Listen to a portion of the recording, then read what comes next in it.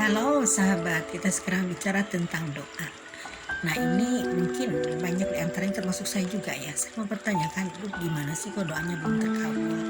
Doa yang kita panjatkan selama ini kok kayaknya dicuekin sama Tuhan gitu loh ya.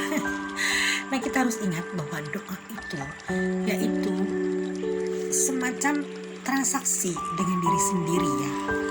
Jadi transaksi dengan diri sendiri, seberapa yakin kita akan dikabulkan keinginan kita oleh Yang Maha Kuasa, karena Tuhan di sini posisinya bukan sebagai entitas yang duduk di kursi emas, yang duduk di singgasana, bukan yang gitu, tapi Tuhan dalam segala perwujudannya sebagai sebuah kekuatan terbesar di alam raya ini, yaitu Tuhan yang maha, yang serba mengatur semuanya. Dan kita di sini berdoa ini transaksi dengan diri kita. Kita seberapa yakin nggak sih dengan doa kita? Yakin nggak dengan apa yang kita inginkan? Nah, itu teman-teman ya. Jadi kita benar-benar harus niat.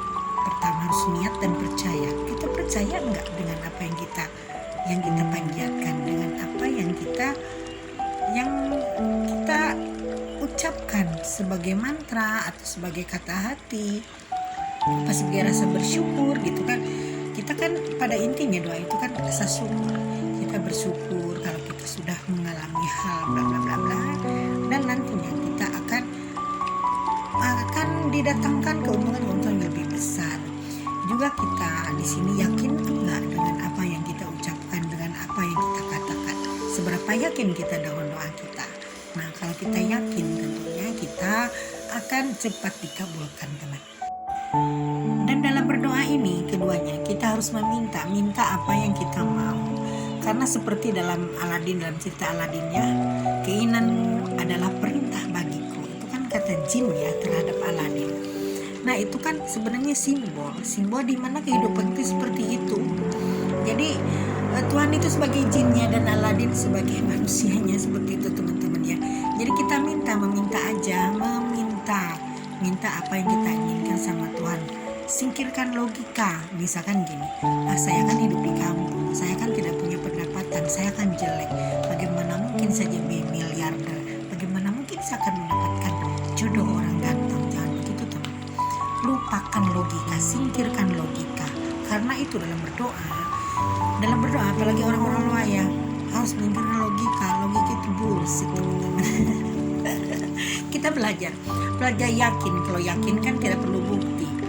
Jadi yakin itu yang penting, kita yakin dengan apa yang kita inginkan terkabul. Contohnya gini teman-teman, yakin kan dengan surga dan neraka. Nah itu contohnya ya. Tapi kan kita nggak bicara agama, tapi kita bicara doa dalam semua agama, dalam posisi semua agama, tentunya agama-agama di muka bumi ini yang sejak dulu sebelum manusia diturunkan sampai sekarang, kita sudah banyak sekali jenis-jenis manusia dan jenis-jenis agama yang diturunkan oleh Tuhan yang Maha Kuasa, teman-teman.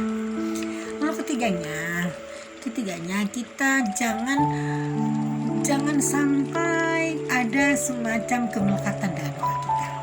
Jadi kita setelah berdoa, setelah berharap, setelah kita transaksi dengan diri kita sendiri, setelah kita memohon pada Tuhan, memohon pada alam semesta, lepaskan.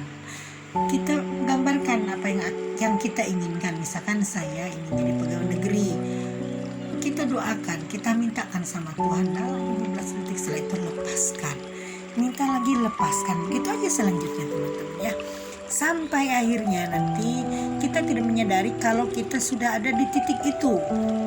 Ya tahu-tahu kita sudah jadi pegawai negeri. Lalu misalkan kita yang ingin punya mobil, lalu tiba-tiba kita sudah ada dalam posisi punya mobil gitu. Nah ini saya teringat, ini ada WhatsApp dari teman-teman, ingin lagi dibikinkan video yang dapat mobil paling lebih cepat. Luar biasa, rupanya banyak orang yang pengen mobil sekarang ya. Oke, nanti teman-teman ya, ini selingan aja. Nanti akan saya bikinkan video kedua tentang afirmasi untuk mobil ya. Nah kita tuntaskan dulu masalah doa. Nah jadi doa ini pada dasarnya ini rasa syukur. Kita ucapan rasa syukur, kita ucapan kata maaf, karena dua kata ini sebuah azimat yang luar biasa. Kata terima kasih, kata maaf, ini sebuah kata yang memang sangat-sangat sakti teman-teman ya. Apalagi kalau kita misalkan pada posisi banyak kesalahan, pada posisi kita tidak pernah mengucapkan terima kasih pada siapapun, pada alam semesta, pada Tuhan, pada kucing, pada ikan, pada apapun kita ucapkan terima kasih. Termasuk pada uang kita harus ucapkan terima kasih uang. Nah nanti untuk uang nanti caranya akan saya bikinkan video yang lain ya, yang akan diramu dari ajaran Jepang, juga dari literatur lain ya teman-teman ya, sehingga kita bisa menjadi kaya raya. Oke teman-teman ya, itu mengenai doa teman-teman ya. Mudah-mudahan kita sehat selalu, dan kalau sekiranya video ini berguna, yuk kita share di kolom komentar.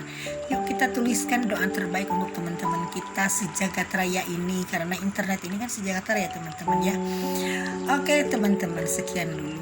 Mudah-mudahan kita semua diberkati, apa yang kita inginkan segera dikabulkan oleh Yang Maha Kuasa, dan segera kita diberi kekuatan yang luar biasa menghadapi era yang kata orang era kehancuran ini. Tapi untuk orang luar tidak ada kehancuran, tapi semuanya positif. Bye.